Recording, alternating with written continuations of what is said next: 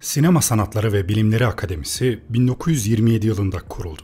Kısa bir süre sonra Los Angeles şehir merkezindeki Biltmore Otel'in Kristal Balo Salonu'nda bir akşam yemeği düzenlendi. Bu toplantının ana sloganı yeni kuruluşun amaç ve hedeflerini tartışmaktı. O gece tartışılan çok sayıda konu olsa da konuşulan başlıca hedeflerden biri sinema filmi üretimi alanındaki mükemmel başarıların tanınması için bir yol sağlamaktı. Bu da söz konusu sinema olduğunda insanların daha iyi kalite seviyelerine ulaşmaları için itici bir güç olacaktı. Bu konuyu tartışmak üzere yapılan pek çok toplantının ilkiydi. Bu toplantılardan birinde MGM sanat yönetmeni Cedric Gibbons elinde kılıç tutan ve bir film makarasının önünde dimdik duran bir şövalye resmi çizdi. Makaranın 5 halkası, akademinin orijinal 5 dalını yani oyuncular, yönetmenler, yapımcılar, teknisyenler ve yazarları temsil ederken, kılıç da endüstrinin sağlığı ve ilerlemesi için korumayı temsil ediyordu. Tasarım anında yönetim kurulu tarafından seçildi ve Akademi dergisinin Kasım 1927 baskısının kapağında yer aldı.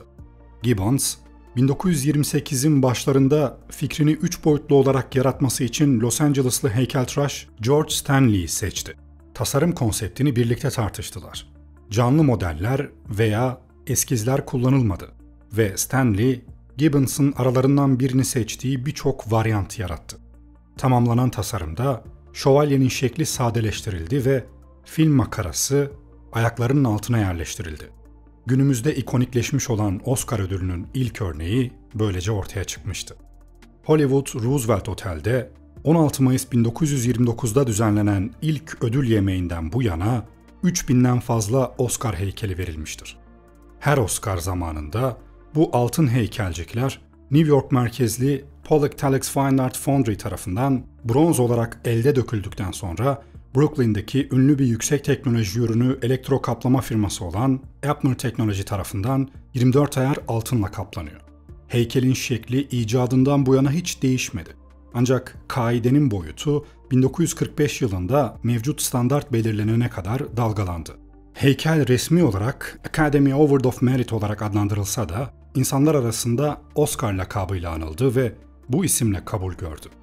Popüler efsaneye göre akademi kütüphanecisi ve nihayetinde yönetici direktörü olan Margaret Herrick, heykelciyi amcası Oscar'a benzetmiş ve akademi çalışanlarına da bunu söylemiş. Bunun üzerine akademi personeli de heykelciyi Oscar olarak anmaya başlamış. Bu lakap 1939 yılına kadar akademi tarafından resmen benimsenmemişti. Açılış törenlerinde takdim edilen 15 heykel som altın kaplama bronzdan yapılmıştı. Birkaç yıl içinde bronz, heykellerde kusursuz bir yüzey elde etmeyi kolaylaştıran, kalay benzeri bir alaşım olan Britanya metaliyle değiştirildi. İkinci Dünya Savaşı sırasında 3 yıl boyunca metal kıtlığı nedeniyle Oscar'lar boyalı alçıdan üretildi. Savaşın ardından ödül alan tüm alçı heykelcikler altın kaplama metal heykellerle değiştirildi. Akademinin Oscar'ları Los Angeles'a götürerek büyük bir gösteri yaptığı yıllar dışında ödüller genellikle ülkenin dört bir yanındaki sıradan taşıyıcılar tarafından gönderiliyordu. Ancak Oscar'ların verilmesinden sadece birkaç hafta önce o yılın Oscar kargosu karayolu taşıyıcısının yükleme iskelesinden çalındı. Bir hafta sonra kurtarıldılar ama arada gergin günler de yaşandı. O zamandan beri akademi gelecekteki törenler için fazladan bir heykel setini hazırda bekletiyor. Oscar dünyanın en tanınmış ödülüdür. Sinemasal hünerin sembolü olarak kazandığı zafer 80 yıldan uzun bir süre önce o yemeğe katılanları ve tasarımcısı Cedric Gibbons'ı kesinlikle hayrete düşürmüş olmadı. Ödül 1929'dan bu yana olduğu gibi bugün de tarihin en büyük sinemacılarının şiltlerinin üzerinde eşi benzeri olmayan bir şekilde duruyor. Bu videomda geçmişten günümüze bu ödüle layık görülmüş önemli filmlerden bahsedeceğim. İyi seyirler. Akademi 1927'de kurulduğunda ödül komitesi yeni organizasyon tarafından oluşturulan birkaç komiteden yalnızca biriydi. Ödül verme fikri düşünülmüş ancak hemen uygulanmaya konulmamıştı. Çünkü akademi, işçi sorunlarındaki rolü, film endüstrisinin zedelenen imajını düzeltme çabaları ve üretim prosedürleri ve yeni teknolojiler hakkında fikir alışverişi için bir takas merkezi olma işleviyle meşguldü. Akademi ancak Mayıs 1928'de komitenin en seçkin yapım, en sanatsal ya da benzersiz yapım ve bir aktör, bir aktris, dramatik yönetmenlik, komedi yönetmenliği, sinematografi, sanat yönetmenliği, mühendislik efektleri, orijinal hikaye yazımı, uyarlama yazımı ve başlık yazımı olmak üzere 12 kategoride Akademi Liyakat Ödülleri verilmesi önerisini onayladı. İlk ödüller 1 Ağustos 1927 ile 31 Temmuz 1928 tarihleri arasında gösterime giren filmleri kapsıyordu. Ödüller 16 Mayıs 1929'da Hollywood Roosevelt Otel'de düzenlenen bir törenle sahiplerini buldu. Akademi üyelerinin tamamı bu kategorilerde aday göstermişti. 5 jüri kurulu daha sonra her kategoride en çok oyu alan 10 adayı belirledi ve bu 10 adayı 3 öneriye indirdi. Her daldan bir üyeden oluşan merkezi jüri kurulu nihai kazananları seçti. İkinci yıllık ödül töreni olan 3 Nisan 1930'da kategori sayısı 7'ye indirildi ve Büyük Film Ödülü en iyi film olarak adlandırılan tek bir ödüle dönüştürüldü. Akademi o zamandan beri kurallarda, prosedürlerde ve kategorilerde sık sık değişiklikler yapmaya devam etti. Gerçekten de yıllar boyunca o kadar çok değişiklik yapıldı ki değişmeyen tek şey akademinin esnek kalma ve sektörün gelişimini takip etme arzusu gibi görünüyor. Başlangıçta ödül kazananların isimleri basına önceden verilmiş ve bu bilginin ödül takdimi sonrasına kadar açıklanmaması şart koşulmuştu. Ancak Los Angeles Times 1939'un kazananların isimlerini törenden önce akşam baskısında yayınlayarak sektörün en büyük yıllarından birinde etkinliğin tüm heyecanını yok etti. Böylece o günden bu yana kazananların isimleri ödül töreninde resmi olarak açıklanana kadar sıkı sıkıya korunan bir sır olarak kaldı. Akademi ödülleri ilk kez 1953 yılında Amerika Birleşik Devletleri'nde televizyonda yayınlandı ve 1969'dan bu yana uluslararası alanda da yayınlanıyor. 20. yüzyılın sonlarına gelindiğinde tören milyonlarca kişi tarafından izlenen önemli bir etkinlik haline gelmişti. Yıllar boyunca önemli sunucular arasında Bob Hope, Johnny Carson ve Billy Crystal yer aldı. Kırmızı halı röportajları da etkinliğin ayrılmaz bir parçası haline geldi ve büyük ilgi katılımcıların kıyafetlerine odaklandı. Ancak 2010'lu yılların sonlarında izlenme oranlarının hızla düşmesi, Akademinin tören yayınında 2019'dan itibaren 3 saatlik bir sınırlama ve 2020'den itibaren daha erken bir yayın tarihi de olmak üzere çeşitli değişiklikler duyurmasına yol açtı.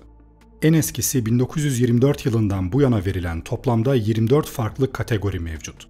En iyi film, en iyi yönetmen, en iyi erkek oyuncu, en iyi kadın oyuncu gibi. Oscar'lı filmlere geçmeden önce bazı önemli istatistiklerden bahsetmek istiyorum. Oscar ödüllerinde tarihte herkesten daha fazla zafer kazanan kişi Walt Disney'dir. Amerika'nın en ikonik film yapımcısı 4'ü onur ödülü olmak üzere 26 Oscar kazanmıştır ve aynı zamanda en çok aday gösterilme rekorunu da elinde tutuyor. Aktris Katharine Hepburn, kariyeri boyunca 4 Akademi ödülü kazanarak ve toplam 12 adaylık elde ederek oyunculuk dalında en çok Oscar kazanan oyuncu rekorunu elinde bulunduruyor. Hepburn, 1933 yapımı Morning Glory, 1967 yapımı Guess Who's Coming to Dinner, 1968 yapımı The Lion in Winter ve 1981 yapımı On Golden Pond filmlerindeki performanslarıyla en iyi kadın oyuncu dalında Oscar kazandı. Oyunculuk dalında en fazla adaylığa sahip olan kişi, kariyeri boyunca 21 kez aday gösterilen Meryl Streep'tir. 1979 yapımı Kramer vs. Kramer, 1982 yapımı Sophie's Choice ve 2011 yapımı The Iron Lady ile de 3 kez kazandı. John Ford, 4 Oscar ödülünden hiçbirini ünlü western filmleriyle kazanmadı. Bunun yerine 1935 yapımı The Informer, 1940 yapımı The Grapes of Wrath, 1941 yapımı How Green Was My Valley ve 1952 yapımı The Quiet Man'le en iyi yönetmen rekorunu elinde tutuyor. Her biri 11 Oscar kazanarak en çok Akademi ödülü kazanma rekorunu elinde tutan 3 film var. Bu filmleri videonun sonunda göreceksiniz. Şimdi gelelim geçmişten günümüze Oscar kazanmış bazı filmlere. İlki 1929 yılında en iyi film dalında ilk Oscar verilen film olan Wings. Wings, en iyi film dalında ilk Akademi ödülünü kazanmasıyla bilinen 1927 yapımı bir Amerikan sessiz filmi. Filmde Rogers ve Erlen, bir kadın için romantik bir rekabete giren Birinci Dünya Savaşı savaş pilotlarını canlandırıyor. Wings, savaşın hem kahramanlık hem de acı dolu yönlerini anlatan etkileyici bir yapım olarak kabul ediliyor. Ayrıca sinema tarihinde önemli bir yere sahip çünkü ilk kez Akademi Ödülleri'nde en iyi film ödülünü kazanan film olmuştu. Film aynı zamanda sinema tarihindeki önemli dönüm noktalarından biri olarak kabul edilen bir yapım olarak da biliniyor. Videonun çok uzun olmaması bakımından hızlıca sıralayacağım yapımları. Siz içlerinden merak ettiklerinizi detaylı olarak araştırabilirsiniz. Sıralama kazanılan Oscar sayısına göre azdan çoğa doğru olacak. 4 Oscar'lı filmlerle başlayalım. 2017 yapımı The Shape of Water, 2001 yapımı A Beautiful Mind, 2007 yapımı No Country for Old Men, 2014 yapımı Birdman, 1988 yapımı Rain Man, 2010 yapımı Inception, 2006 yapımı The Departed, 2010 yapımı The King's Speech ve 2019 yapımı Parasite. 5 Oscar'lı filmler. 1975 yapımı One Flew Over the Cuckoo's Nest, 1999 yapımı American Beauty, 2000 yapımı Gladiator, 1965 yapımı The Sound of Music, 1983 yapımı Terms of Endearment, 2000 yapımı Dancer in Dark, 2011 yapımı The Artist, 2004 yapımı The Aviator. 6 Oscar'lı filmler. 1974 yapımı The Godfather Part 2, 2008 yapımı The Hurt Locker, 1994 yapımı Forrest Gump, 2002 yapımı Chicago, 1945 yapımı Mildred Pierce, 2016 yapımı La La Land, 1997 yapımı Star Wars, 2015 yapımı Mad Max Fury Road. 7 Oscar'lı filmler.